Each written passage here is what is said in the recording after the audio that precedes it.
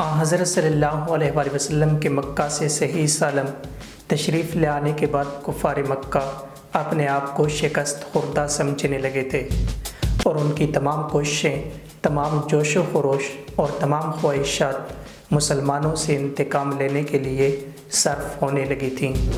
چنانچہ اب مدینہ میں رہنے والے مسلمانوں کو تباہ اور قتل کرنے کا اہتمام تمام کفار مکہ کا سب سے زیادہ اہم، سب سے زیادہ ضروری اور مقدم کام تھا۔ اس کام کی اہمیت ان کے لیے تمام کاموں اور مشغلوں پر غالب آ چکی تھی، اس لیے ان کی آپس کی رکاوٹیں اور معمولی مخالفتیں بھی سب دور ہو کر ساری قوم اپنی تمام طاقتیں اسی ایک کام میں صرف کر دینے پر آمادہ اور مستعد ہو گئی تھیں۔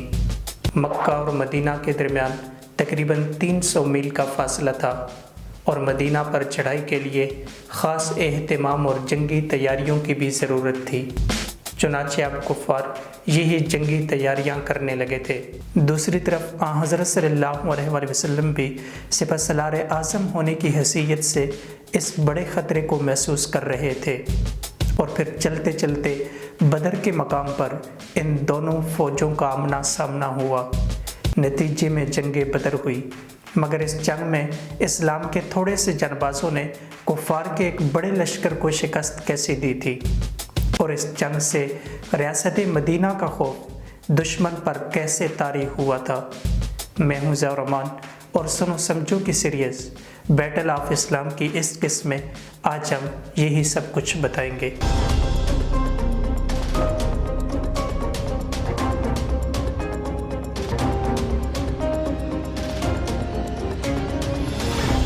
کفار اور مسلمانوں کی اسی کشمکش کے دوران کفار مکہ کا ایک سردار اپنے کچھ سپاہیوں کو ساتھ لے کر آیا اور مدینہ منورہ کی متصل چراگاہوں پر اس نے چھاپا مارا، اور اس چھاپے کے دوران مسلمانوں کے بہت سے اونٹ پکڑ کر چل دیا۔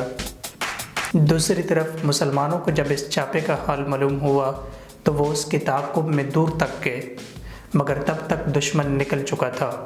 مگر یہ مکہ والوں کی طرف سے نہایت صاف اور کھلی دھمکی اور جنگ کا اعلان تھا۔ انہوں نے مدینہ والوں کو یہ بتا دیا تھا کہ ہم 250 میل دور سے آ کر تمہارے گھروں سے تمہارے اموال کو لوٹ کر لے جا سکتے ہیں، اور ساتھ ہی کفار مکہ دوسری تدبیروں سے بھی غافل نہ تھے۔ انہوں نے ایک طرف عبداللہ بن ابی اور دوسری طرف مدینہ کے یہودیوں سے برابر خط و کتابت جاری رکھی ہوئی تھی، اور ان کو اندر ہی اندر مسلمانوں کی مخالفت پر آمادہ کر رہے تھے۔ دوسری طرف مکہ والوں کے سردار کے اس حملے کے تھوڑی ہی دنوں کے بعد مدینہ منورہ میں یہ خبر پہنچی کہ مکہ والوں کا ایک قافلہ ملک شام سے آ رہا ہے اور وہ مدینہ کے قریب سے ہو کر گزرے گا۔ چنانچہ اب حضرت صلی اللہ علیہ وآلہ وسلم نے اپنے کچھ سپاہیوں کو اس قافلے کی طرف بھیجا، اور آپ کا اپنے سپاہیوں کو بھیجنے کا مقصد کوئی جنگ نہیں تھا۔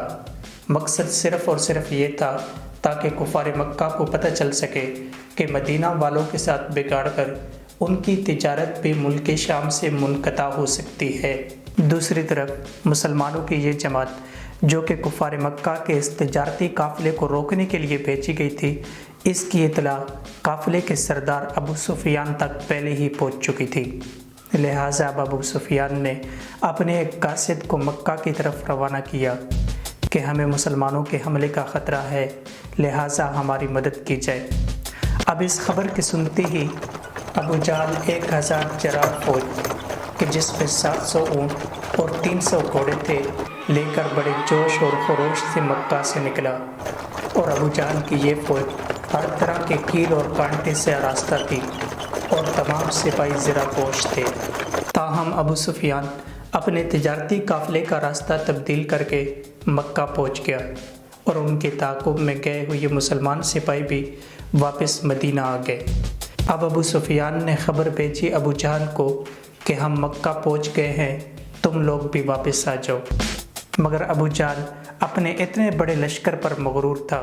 ابو جہل نے ایک دفعہ اپنے لشکر کو دیکھا اور پھر مدینہ کی طرف کوچ کرنے کا حکم دیا، کیونکہ ابو جہل کا خیال تھا کہ مدینہ میں اتنی تعداد میں تو مسلمان ہے ہی نہیں، चुनाचे मदीना पर हमला करके इस किस्से को ही हमेशा हमेशा के लिए ख़त्म कर देते हैं।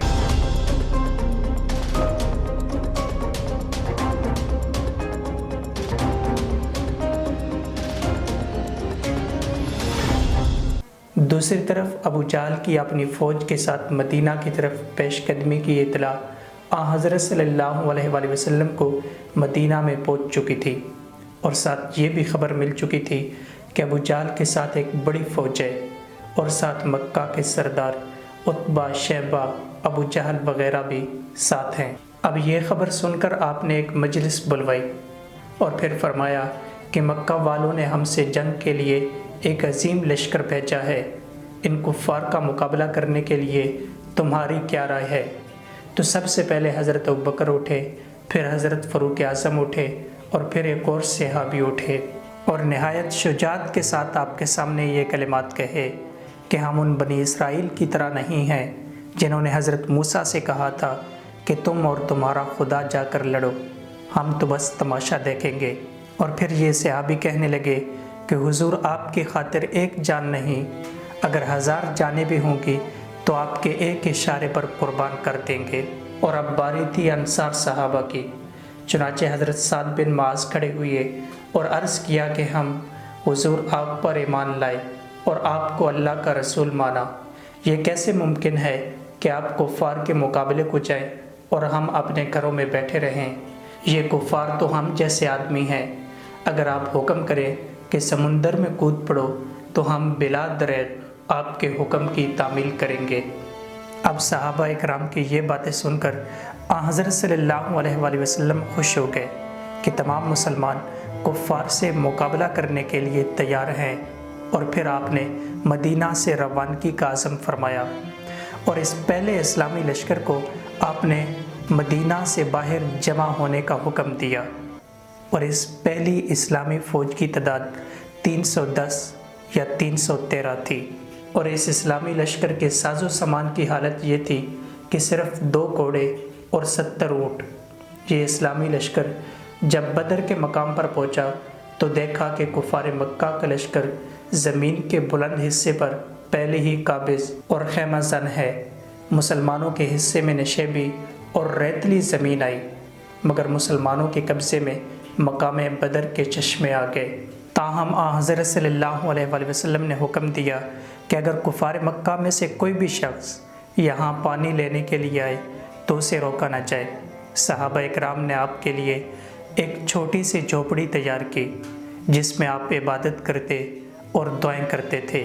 अब दोनों लश्कर आमने सामने थे और अगर तकाबुल करें तो मुसलमानों के लश्कर की तादाद 313 और दुश्मन की तादाद 1000 थी। कुफ़ार मक्का का लश्कर तमाम जंगी असबाब से लैस और सिपाही ज़र्रा पोश थे, मगर मुसलमानों की हालत ये थी कि किसी के पास तलवार थी तो नेज़ा नहीं था, नेज़ा था तो तलवार नहीं थी।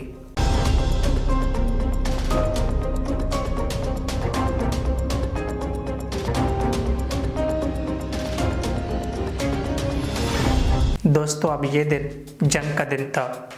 अव्वल तो हज़रत सल्लल्लाहु अलैहि वसल्लम अपनी इबादत गाह गए और रो रो कर रब ताला से दुआ की कि या रब्बी, अगर आज दुश्मन के मुकाबले में मेरे इन जानबाजों को, जो कि छोटी सी जमात है, शिकस्त हुई तो इस रुई ज़मीन पर तेरा नाम लेने वाला कोई भी नहीं होगा, इसलिए मेरे इन साथियों की हिफाजत फरमाना। और फिर आप बाहर तशरीफ़ लाए और सहाबा इकराम को हुक्म दिया कि तुम लोग जंग में पहल न करना। फिर आपने सफ़े सीधी फरमाई। अब दोनों फ़ौजें एक दूसरे के सामने खड़ी थीं। कुफ़ार मक्का की फ़ौज से 3 सरदार मैदान में आए, उतबा, शैबा, वलीद बिन उतबा, और जंग के लिए ललकारा और लश्कर इस्लाम से अपने मुकाबले के लिए 3 शख्स तलब किए। अब इन तीनों का मुकाबला करने के लिए इस्लामी फ़ौज से मदीना के 3 शख्स आगे आए। कुफ़ार में से उतबा ने कहा कि तुम कौन हो? तो इन्होंने जवाब दिया कि हम अहले मदीना में से हैं।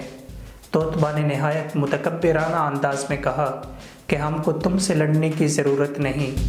फिर उतबा चिल्लाकर बोला کہ اے محمد صلی اللہ علیہ وآلہ وسلم، ہم سے لڑنے کے لیے ہماری ذات اور برادری کے لوگوں کو بھیجو۔ اب یہ سن کر حضرت صلی اللہ علیہ وآلہ وسلم نے عتبہ کے مقابلے کے لیے حضرت حمزہ بن عبد المطلب کو، اور شیبہ کے مقابلے کے لیے حضرت عبیدہ کو، اور ولید کے مقابلے کے لیے حضرت علی بن ابی طالب کو بھیجا۔ مگر پھر کفار مکہ کا بہادر عتبہ ان تینوں کے نام پوچھنے لگا، حالانکہ وہ بہتر ان کو پہچانتا تھا۔ پھر مقابلہ شروع ہوا تو حضرت حمزہ اور حضرت علی المرتضیٰ نے عتبہ اور ولید دونوں کو ایک ہی وار میں قتل کر دیا، اور شیبہ کے مقابلے میں حضرت عبیدہ زخمی ہوئے۔ زخم بہت کاری لگا جس سے حضرت عبیدہ جان بز نہ ہو سکے، تو حضرت علی المرتضیٰ نے آگے بڑھ کر شیبہ پر ایسا وار کیا کہ وہ جگہ پر ہی ڈھیر ہو گیا۔ اس کے بعد کفار کی صفیں حملہ آور ہوئیں اور ادھر سے مسلمان حرکت میں آئے، اور یوں کفار اور مسلمانوں کا پہلا معرکہ شروع ہوا۔ تلواروں سے تلواریں ٹکرا رہی تھیں، دونوں طرف سے خوب جوان مقابلہ کر رہے تھے، مگر حضرت صلی اللہ علیہ وآلہ وسلم کی دعا اور اللہ تعالیٰ کی مدد سے مسلمانوں کا 313 کا لشکر اب 1000 پر بھاری پڑنے لگا تھا۔ کفار کے بہادر سپاہی پسپا ہونے شروع ہو گئے تھے، بلکہ پسپا کیا، کفار اپنے 70 بہادروں کو قتل اور 90 کو قیدی بنوا کر میدان جنگ سے بھاگ چکے تھے۔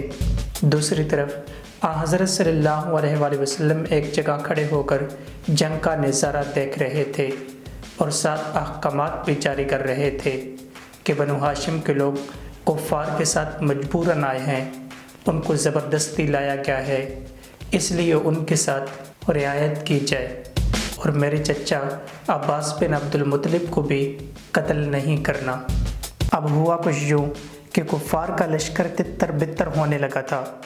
ان کے کچھ سردار تو مارے جا چکے تھے، اور جو بچ گئے تھے وہ بھی بھاگنے کی تیاری میں تھے کہ اسی اثناء میں ایک امیہ بن خلف اور دوسرا علی بن امیہ بھی بھاگنے کی کوشش کر رہے تھے کہ حضرت بلال نے ان کو دیکھ لیا، تو حضرت بلال نے 2 آدمی اپنے ساتھ لیے اور جا کر کفار کے ان دونوں سرداروں کو بھی قتل کر دیا۔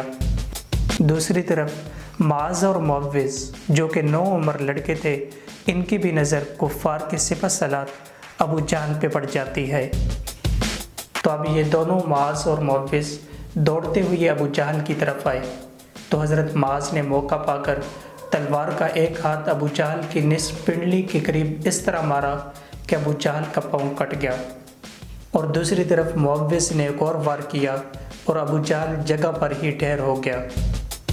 اب میدان جنگ میں کفار کچھ قتل اور کچھ قیدی بن چکے تھے، اور باقی بھاگ گئے تھے، اور کفار کے سردار بھی اکثر قتل ہو چکے تھے، اور ان کا سپہ سالار ابو جہل بھی قتل ہو چکا تھا۔ اس لڑائی میں کل 14 مسلمان شہید ہوئے تھے، اور اس طرح کفر اور اسلام کا یہ پہلا معرکہ اپنے اختتام کو پہنچا۔ حضرت صلی اللہ علیہ وآلہ وسلم نے جو مسلمان شہید ہوئے تھے ان کی نماز جنازہ ادا کی، اور پھر اسلام کے ان پہلے جان بازوں کو سپرد خاک کیا گیا رضی اللہ عنہم اجمعین، اور پھر آپ نے تمام مال غنیمت جو کفار سے حاصل ہوا تھا برابری کے ساتھ سب میں تقسیم کیا، اور پھر حضرت صلی اللہ علیہ وآلہ وسلم اور صحابہ کرام نے اللہ تعالیٰ کا شکر ادا کیا۔ اور جب یہ فتح کی خبر مدینہ منورہ پہنچی تو اس وقت مدینہ والے حضرت رقیہ بنت رسول صلی اللہ علیہ وآلہ وسلم کی تدفین کر رہے تھے۔ حضرت رقیہ جو کہ حضرت صلی اللہ علیہ وآلہ وسلم کی بیٹی تھی اور حضرت عثمان کی زوجہ تھی، اسی دوران ان کا انتقال ہو گیا تھا۔